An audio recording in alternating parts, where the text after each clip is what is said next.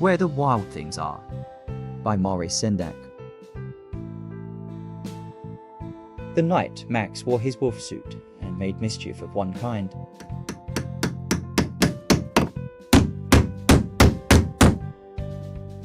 And another.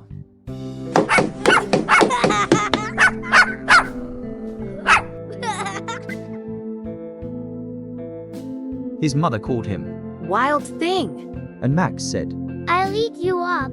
so he was sent to bed without eating anything. That very night, in Max's room, a forest grew.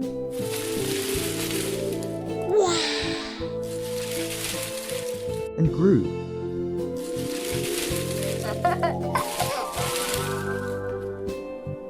And grew until his ceiling hung with vines, and the walls became the world all around.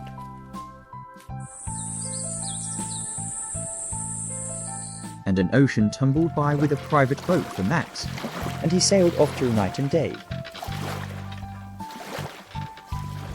and in and out of weeks, and almost over a year, to where the wild things are.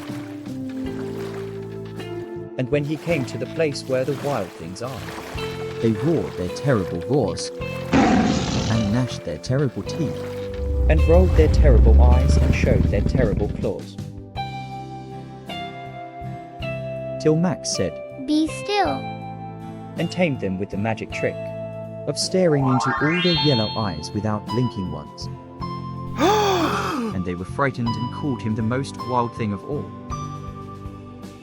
and made him king of all wild things.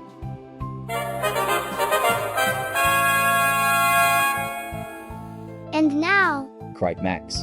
let the wild rumpus start.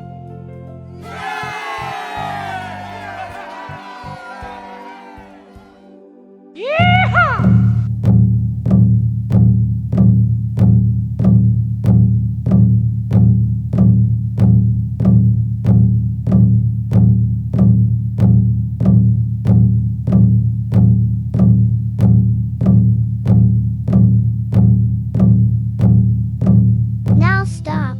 Max said, and sent the wild things off to bed without their supper. And Max, the king of all wild things, was lonely, and wanted to be where someone loved him best of all. Then all around, from far away across the world, he smelled good things to eat.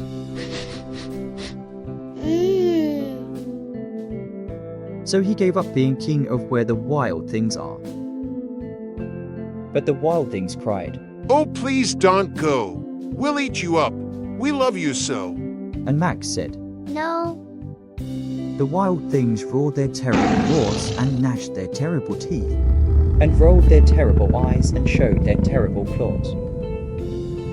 But Max stepped into his private boat and waved goodbye, and sailed back over a year, and in and out of weeks, and through a day, and into the night of his very own room, where he found his supper waiting for him.